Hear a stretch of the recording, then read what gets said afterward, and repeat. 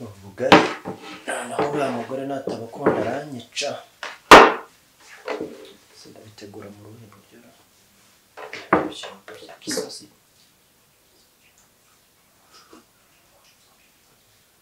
cyane rwose saza nabigize umuntu w'itanu neza da biryoshye ko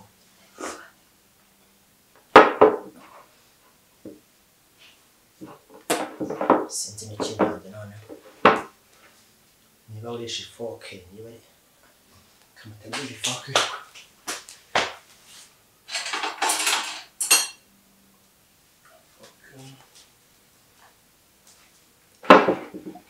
kaneza nako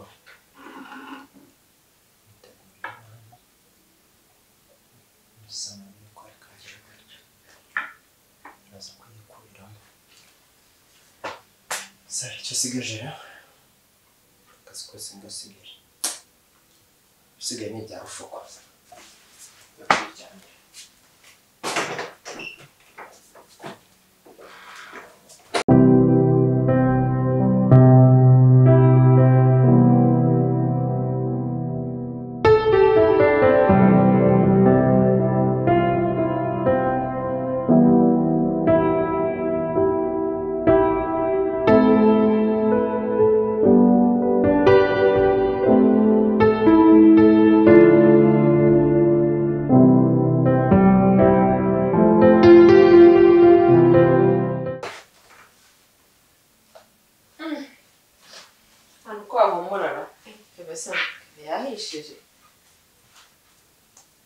Keve?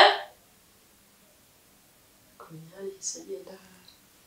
Sigenda muge guteka n'ibyo yatetse bahari isambaza zirimo.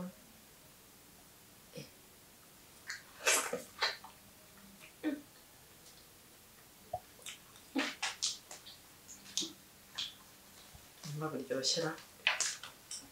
Nta munga zi gutekaho.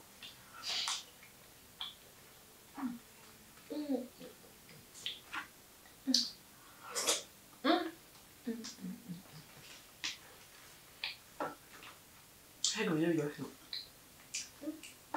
Usambaza.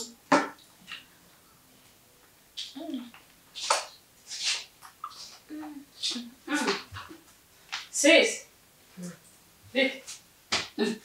Kurya nk'igisambusa byagenze. Kurya nk'umujuru. Rufuko naho hari. Nanjye nagiye. Ni wajya mu gikoni ndabizi. N'ibyo ni Keva bitetse. Ntabwo ari abitetse n'ibyo bitetse. Wowe uteka? Kisomva ko ari Keva wateka. Uri kurya ibyo Keva yate? N'ukuntu umwanga mwene faguzana yakugerera mu gikoni. Kari kase ko ari akeza ko. Uri kurya ibyo Keva yatetse?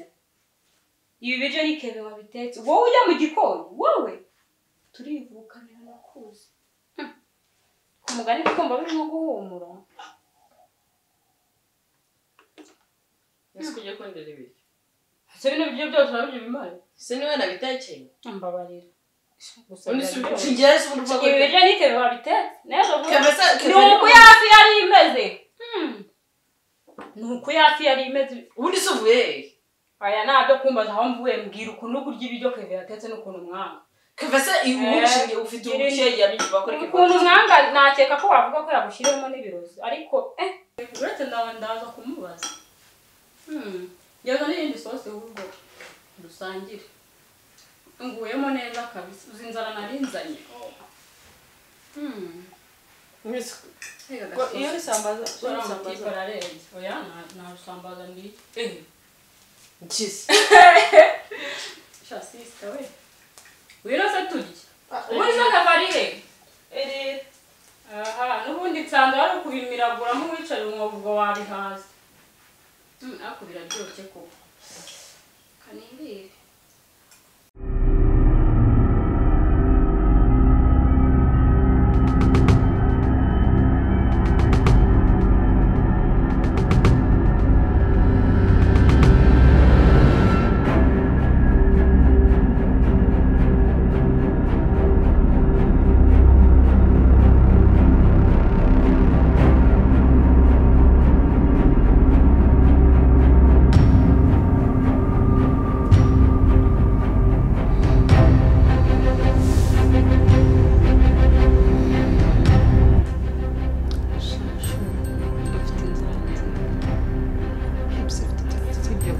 rwose mbabona uri mwiza shogira imitombo niwe mukobwa numviza ikigali ugira erega ndagukunda subiza really barumva narasaze hako show ufite iminwa myiza no kuvuga ubwayo yego se unababona bimeze thank you nawe uri mwiza shanye nubabona nubwo maze igihe gito hano ariko ari jambo ejo bundi bambwiye ngo ntubushaka kumava ariko ntangiye kubona waba impamvu yatuma nta none se subiza kibazo nuko mushobora kuzamvuna waya mwihore uriya mureke tanyicira muda ariko mureke natubona none nta kibazo ntazica itungo aya mwihorere mwihorere genda gukunda nicyo cyambere sibyo nanjye no sure urabunda nawe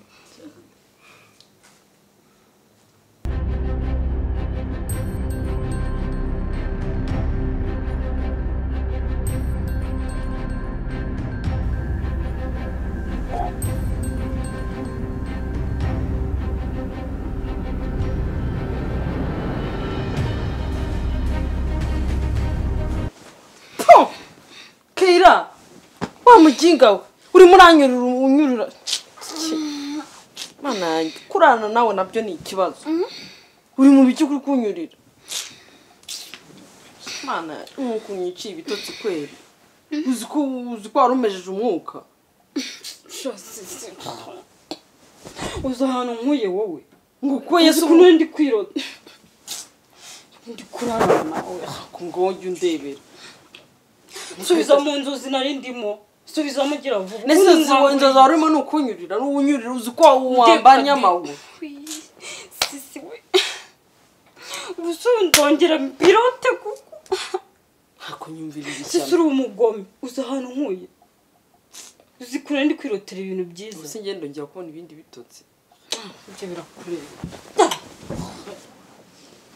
niryamire ndeko nakongera kwirota njya kunyura Keila njya kunyura ndaguhonda ceceka ndeko nakongera kwibonera izindi nzozi undi surosi byo birakureba urota ibyo urota wurira abantu wakubwira ahantu nkuye we naguhaza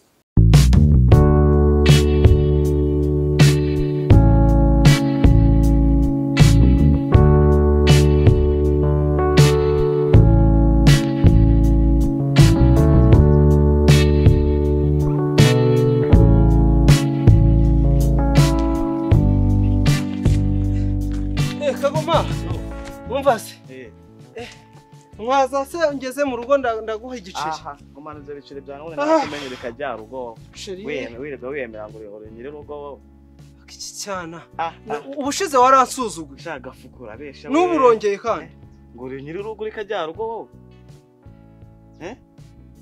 ubu ntabwo ushobora guterura ijerekani ngo igeze mu rugo ngo y'igiceri ibyo bicire bya byigumanire ngewe uransuzugura ngo ndikarya rugo iwanjye ntabwo uri kajya rugo ntabwo uri nyiri rugo wawe oya urumva wowe ufite imbaraga zo kujya usuzugura kandi ndakunoba unoba ndetse unoba nde wowe uranoba nde kandi ndakumena umutwe urava hejuru cyangwa umena umutwe kandi icyana ndakica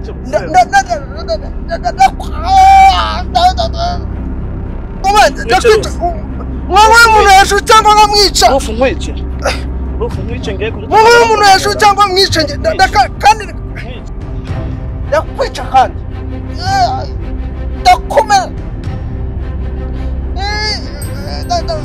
wowe umuntu hejuru cyangwa nkamwica kandi muhafi mureke kwicara we ariko waretse nshyirakanye mureke mwice ugira ngo wereke jembe n'umuntu hafi ariko kandi utumye ngenda ntamwe n'umuntu hafi ahanga werekesha hafi munsi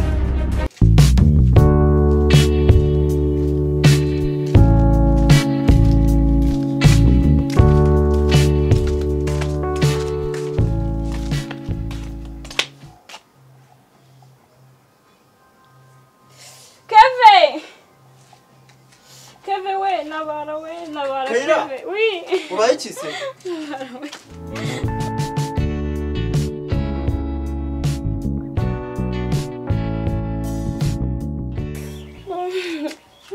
Nese ubaye ko mbona uri kwigwisha. Ndavunitse. Baranyirukanye ndavunitse. Uvunitse hese noneho kandi.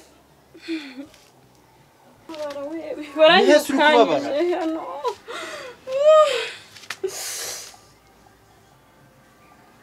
Hano uri kubasha kugenda se. Oya. Noneho ndibona guterura. Jana we. Ni imbaraga ndifite. Asireka nguterura.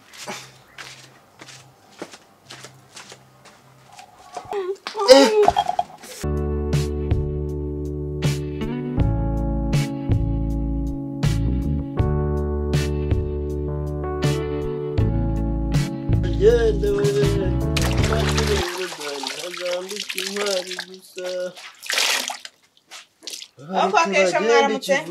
Bareke bagende we. Mwaramutse neza. Meze mute? Namahoro. Mwaramutse.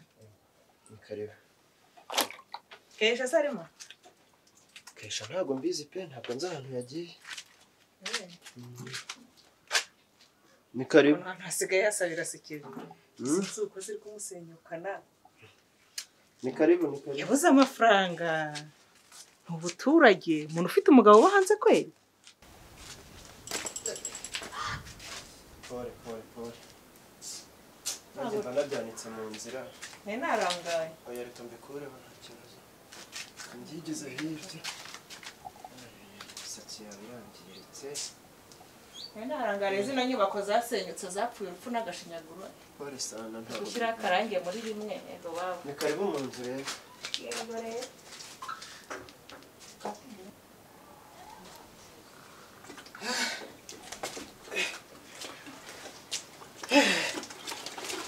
Kive. Warangije kufura? Nabira. Amazi yaje se? Yego amazi yaje. Nyenda warangije gufura? Abona se byose ntabirangira. Nari menye umuntu ariko nisha umuntu kabisa. Ndamumenye mu mutwe nari ngenda kubita nkagusha. Imarake wadusuye se?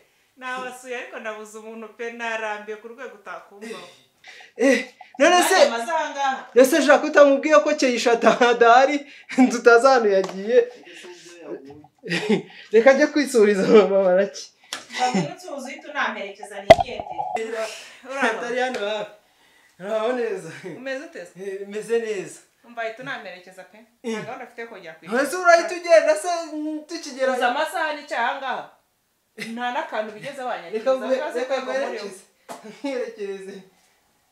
Abara basa. Ubu ngubu se sinarinje nari guhita gukora akacyayi. Ahantu hasa neza. Naroroje nari urabona urobi nararukubye ahantu hose naragesheje.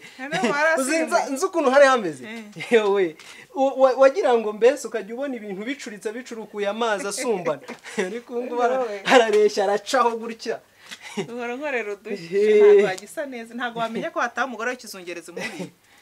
Niko rufu umva muri izo nkuru zindi umbwire. Uramwana mbonye harako mbonye ari umwana mwiza hagira ikinyabupfura afite n'isuku ariko kesha ukuntu yamumbwiye nsanze bitandukanye pe kuba cya gihungu kivese kive n'umwana mwiza ubundi kirafata kikakora imirimo hona nasanze cyafuze cyanitse imyenda cyakoropye nyine nuko Keisha aramwanga kubi ako se muhora iki nabonye ari umutife mwiza nanjye ntabyo nzi sisi ikintu rwose ambujiza ariko nyine ni cyana cyiza cya Kevi nta kibazo cyacyo rwose none se ikuntu amufatanye nabonye nkurikije ukuntu namubonye afite ikinyabupfura arasa neza mbese n'umwana ubona ufite uburere usibye wenda akantu k'ubukene gake karimo ariko umusirimu uriya muhungu nabonye ari mwiza uriya mwana cyara gihungu rwose nanjye nuko nari inkumi rwose ariko kirimo kugenda cipeva muri umuna wa Keisha nge nabonye afite ikinyabupfura ubu Keila hari ukuntu baba barimo bajya mu cyumba ndabona buriya bafite twinshi bari kugira bateze nyine baba bagira gutya mu cyumba mu cya Keisha badahari ariko nyine nta makuru menshi mbifiteho nyine ndacyayakurura kandi kuyatata ufite ku rugo ndagiye yego Kive ndarwitaho uriya ukuntu ameze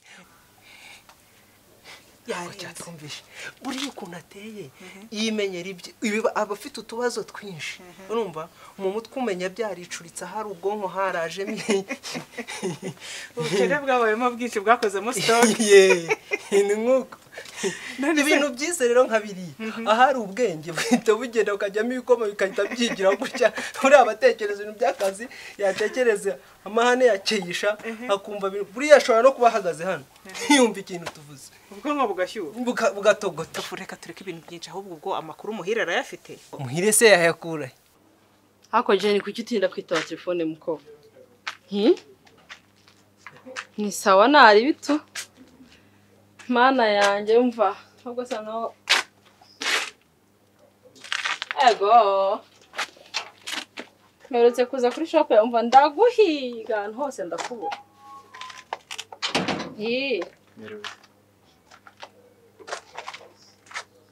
Keve ni uri guhumura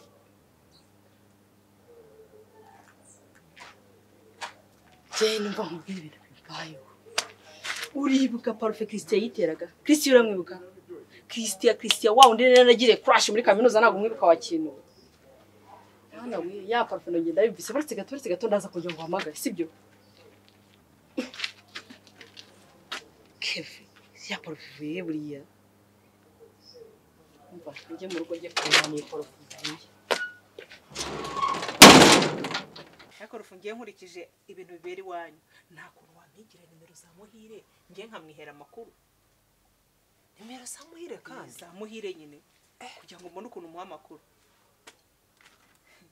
ese mu cyaro ibishyimbo bireze